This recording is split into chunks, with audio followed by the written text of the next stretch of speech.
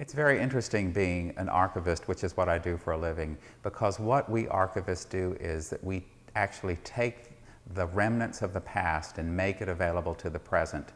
People might want to tell stories about the past and they might want to romanticize the past, but if we can preserve the materials that actually survive from the past, it's sort of a way of letting the dead speak. We can bring out their diaries, we can bring out their documents, and we can prove that the past was really the way it was, and we can learn from our past. There's our saying that if people, who don't learn from the past are in danger of repeating it.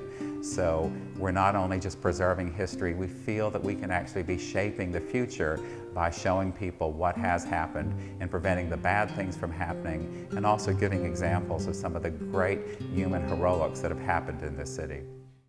The frieze above the door of the Federal Reserve in the heart of downtown Providence is one of the most significant sculptures that we're going to find in American history. It was actually sculpted by one of the most famous sculptors to ever work in America, Daniel Chester French. Of course, most people in America know his famous Minuteman sculpture, which commemorates the beginning of the War of the Revolution here in the United States, although it didn't really exist as the United States at that time.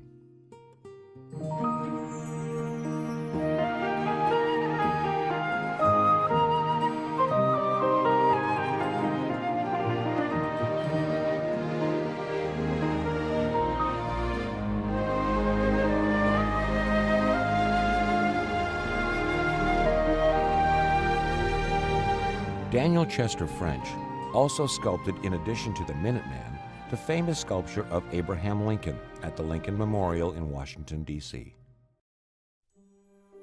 Now, this sculpture shows the founding of America with Roger Williams, who was, of course, an English colonist who believed in religious freedom, and the Indian chief of the Narragansetts, Canonicus, on the left. We see that the statue includes Canonicus in a state of repose, not war. He's holding a peace pipe, showing that the relationship he had with Roger Williams was peaceful. And Roger Williams himself is holding up his book. He famously wrote a book that taught the colonists the Indian language. Daniel Chester French, the great sculptor, recognized that they would face in different directions. And unfortunately, instead of seeing friendship in this sculpture, we see that although they are at peace, they are truly not together. And that is a metaphor for the relationship between the early American settlers and the Native Americans. This fabulous sculpture can be seen every day of the year over the doorway of the Federal Reserve. Many other historic buildings that mix into a rich tapestry that makes Rhode Island the home of religious freedom and the birthplace of religious liberty. And to this day, Rhode Islanders work to sustain that heritage, having more revolutionary buildings in its place than any other in America.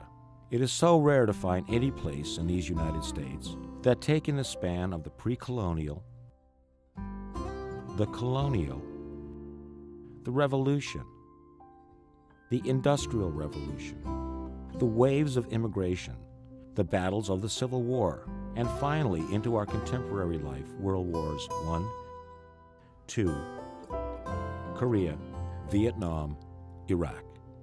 All of these places where freedom has been fought for are all commemorated in Providence. With so much living history at every corner, every turn, every place you walk, you will find a new monument. A new spot where our long history of American independence can be seen and heard and felt.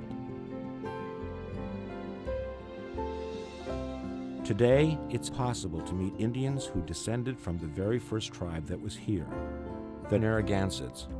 Canonicus, who greeted our founder, Roger Williams, is commemorated all along the city, along with the founder, for they lived in peace.